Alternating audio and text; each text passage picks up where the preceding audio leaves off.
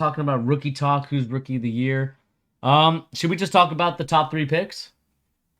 Yeah, let's do it. We didn't even get a chance to talk about the draft at All all. right, so I will pull up the draft here for everybody to see. Let's see here. I think this is the results. All right, so everybody here, this is the draft order really quick. We had the Magic taking Paulo Banchero. There was obviously rumors during the draft day that he was going to be the number one pick after so many months and months of Jabari Smith being the number one pick in most mock drafts. The Thunder drafted Chet Holmgren. Rockets drafted Jabari Smith. Kings went Keegan Murray. Pistons went Jaden Ivey. Pacers went Benedict Mathurin.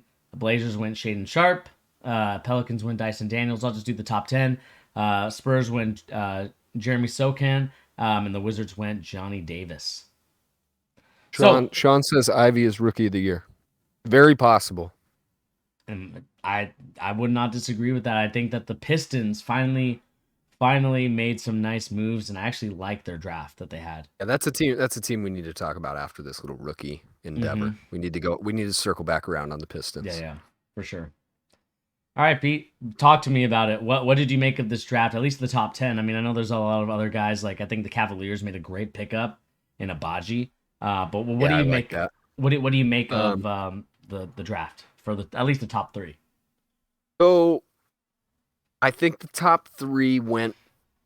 I mean, that was the way I would have ranked those guys for the most part in terms of like how I thought the draft should go, right? I felt like even I would actually rank Chet as my third of the top three personally. Okay, For me, okay. just for me, I wouldn't have taken Chet in the top two, Gonzaga right? boys ain't gonna like that.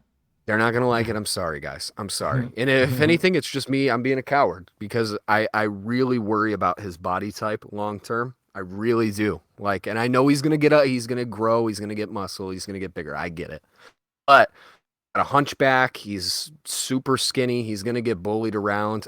I'm not too convinced he's gonna be like a super duper star, but he's gonna be good. He has all the skills to be a great NBA player. The difference is, I just think Banchero was the most ready guy. Like he was the best offensive player of the three of them. You know, like when it Hmm. came down to it, when Duke needed something, and that Duke, if you watched any of their games, they had no offensive continuity most games. Like they had no clue who was taking shots, who was the ball handler. They were a mess. But Banchero, time after time, bailed that team out in big stages. So Hmm. he was my personal number one as we got farther and farther into the draft, and Jabari Smith was number two. Um, if I had to pick who's going to be rookie of the year, though, Ivy is right there. I really love the Shaden Sharp pick for Portland. I love that pick. He was my like personal. If I had the top three picks, I probably would have taken him over Chet too, which I know people are going to be really mad. Wow, Oh, Shaden Sharp over Chet. That's I you're know getting people. I know that. people are gonna That hate is on me for hot. that. That is hot in the chat right there. That's hot. People won't like that. But I That's would have taken spicy. Sharp. I probably would have taken Ivy too. Just being straight up. Ooh.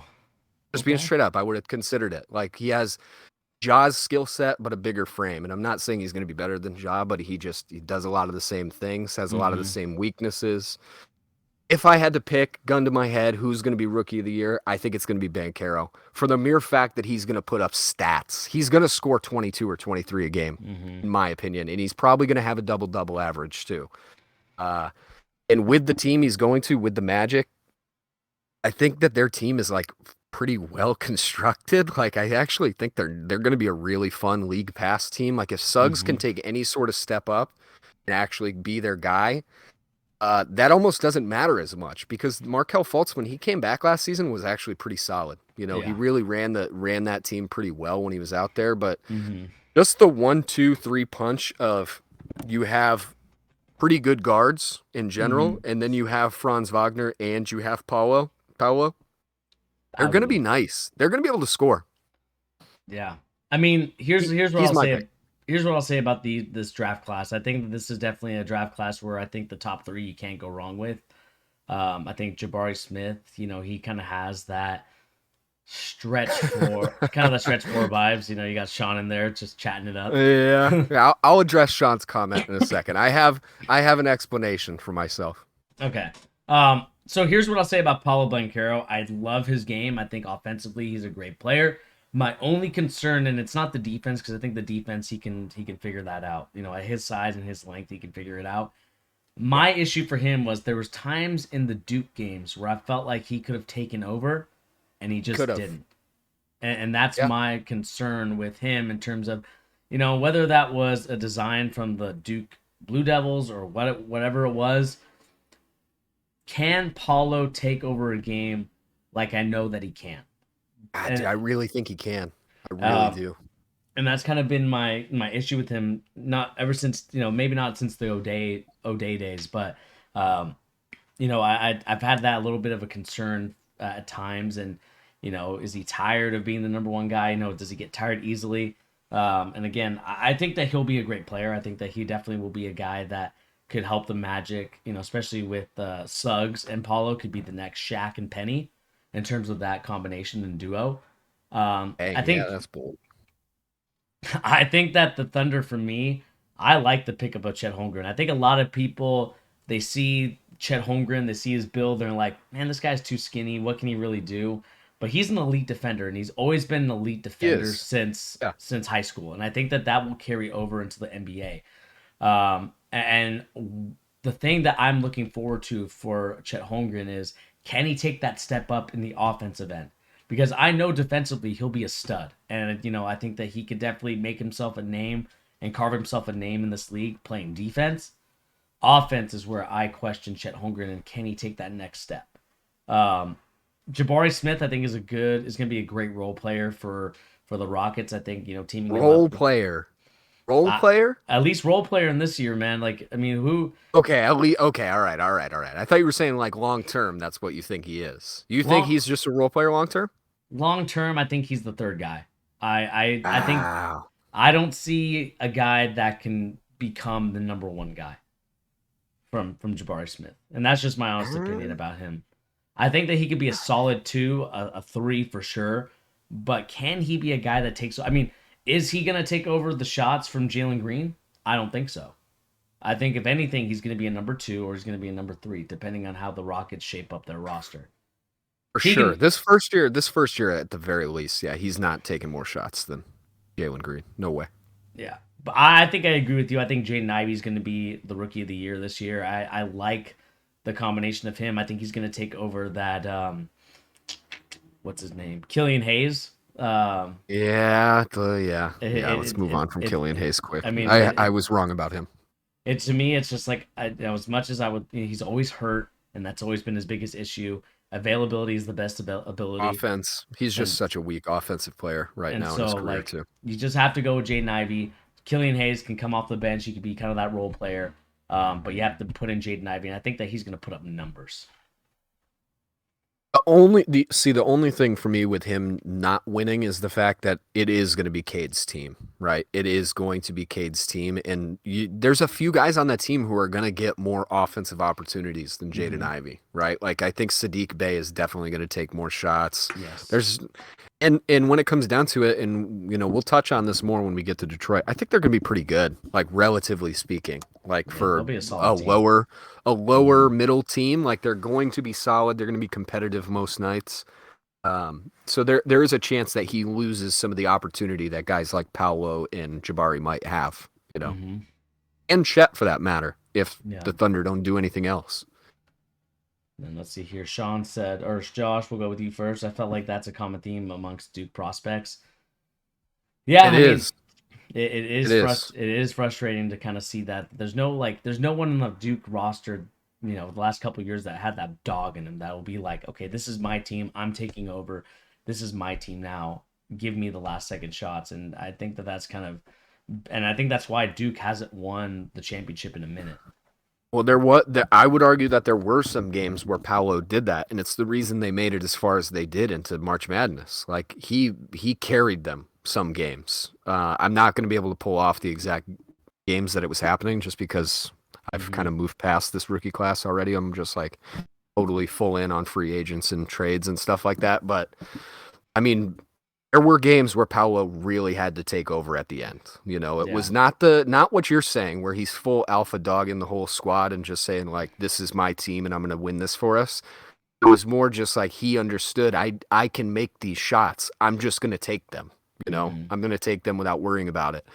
One thing I will say for Duke is, and I don't want to start a war with the old Duke heads, The Dukies. but the old Dukies. Coach K was like not really like the greatest X's and O's coach in the last couple years. No. Like that team was a disaster, like from just scheming and the players on the court, how they meshed together. This last season in particular, it was hard to watch, like It a was lot of hard to games. watch. So I would say the fact that Paolo still stuck out as much as he did and, showed as much offensive promise as he did. He wasn't even really that bad of a defender as much as people like to think he was.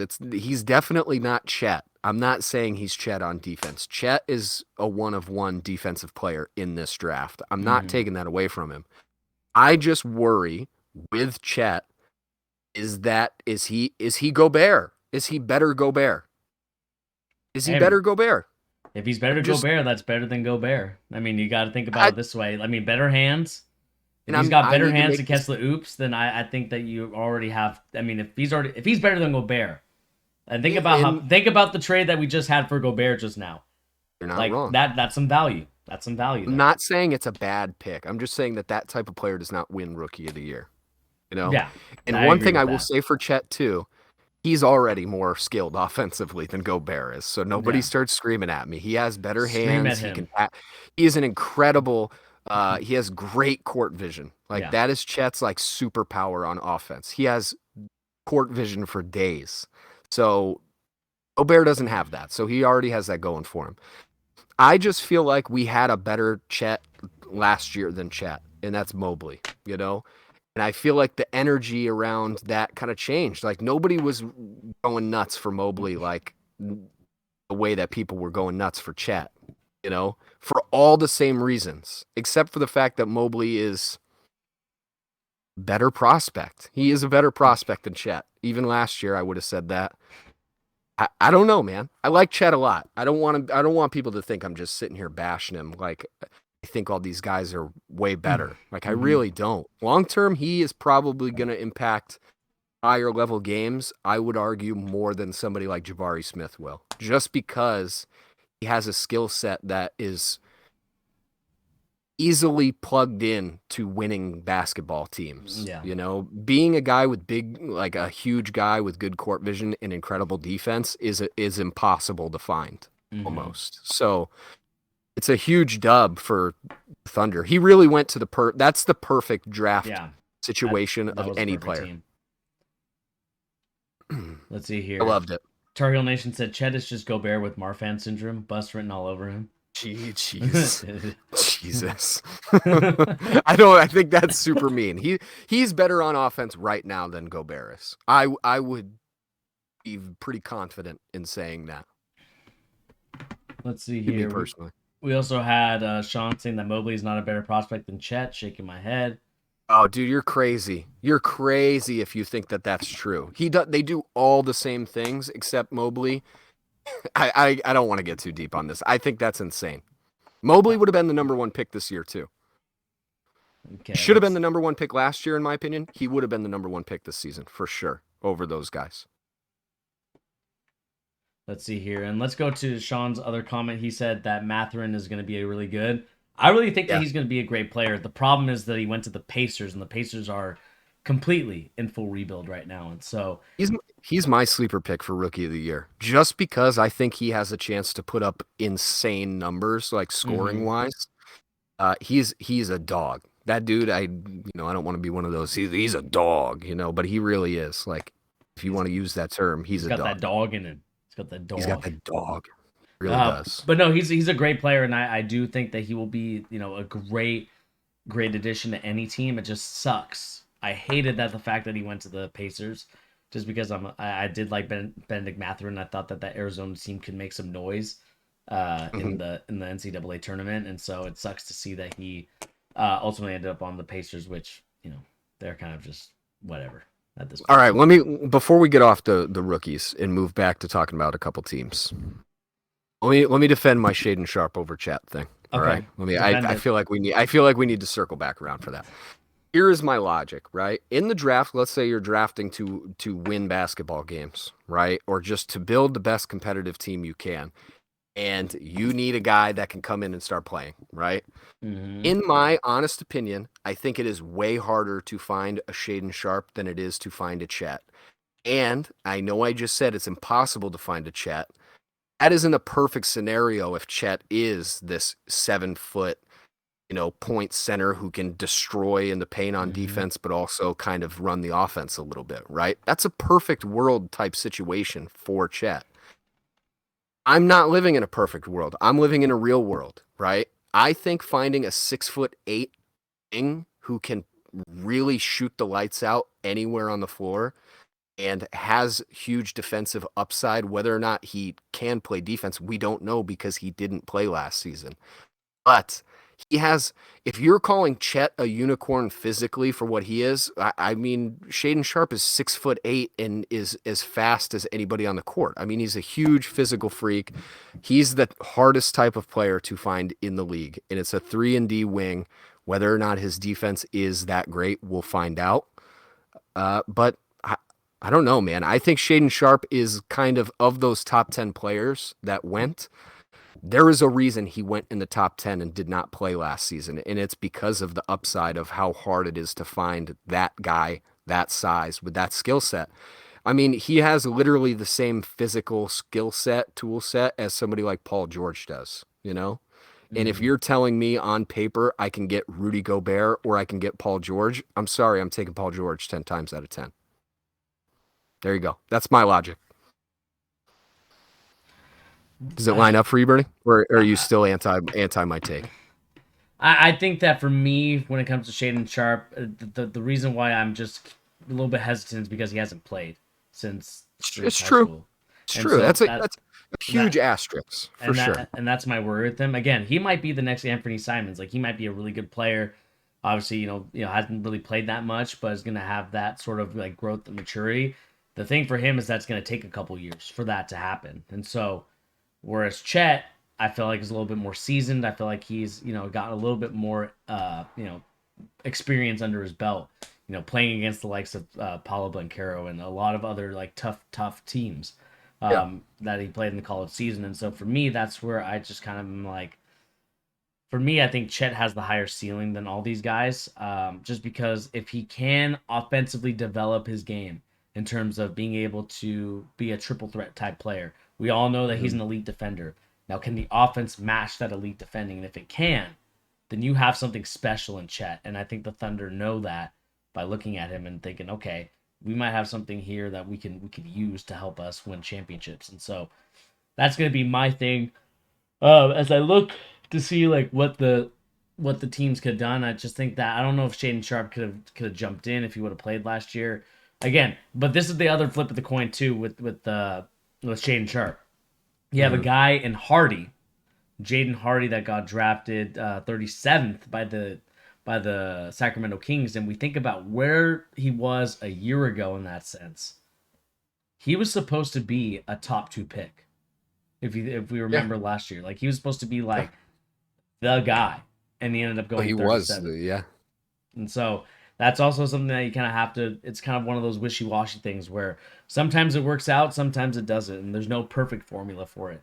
Whether you It play in really the isn't. Yeah. whether you play in the G League, whether you play in college, or whether you play in another league and around the world, it's a coin flip at this point. And the biggest caveat of the whole thing is like with Shaden Sharp, and I will full well acknowledge I am not saying you're crazy to think. If anything, I will own that maybe I'm crazy to think Shaden Sharp is this valuable, right? And we'll see in a few years what happens. Maybe I'll be right. Maybe I'll be completely wrong. I thought Killian Hayes was like the second or third best player in his draft class. Be straight up with you. I really did. I Right. just find that when you look at Shaden Sharp, you look at what he was capable of doing in his high school tapes and what you could see of him, and then he played some what did he play, like national leagues, some Oh, stuff, like some some EBYL. national. Yeah, he in those games, he was playing legit defense in those games if you go and watch them. Thing for Shaden Sharp is he can literally score from anywhere on the floor. He Mm-hmm. literally can score anywhere on the floor. That is so hard to find. He's 6'8". Like, you're talking about a guy with, and I'm not saying he is this player. You're talking about a guy with Tatum's build and skill set. And maybe defensively he can get somewhere that's like reasonable. I just want that more than a center. Like in the league, you can get centers. Look at Kevon Looney's contract he just signed. He just signed a 3-year, $25 million contract. I would rather pay a wing a crazy contract and have a guy like Looney and go pay Chet Holmgren in 3 years an insane amount of money for the most part. Like, unless he's like Embiid or Jokic level of like talent, which he might be, it's just that's so few and far between with centers in the league. It goes like at any point in NBA history, there's like 2 or 3 centers that are just absolutely dominant, and you have a bunch of middle of the road guys.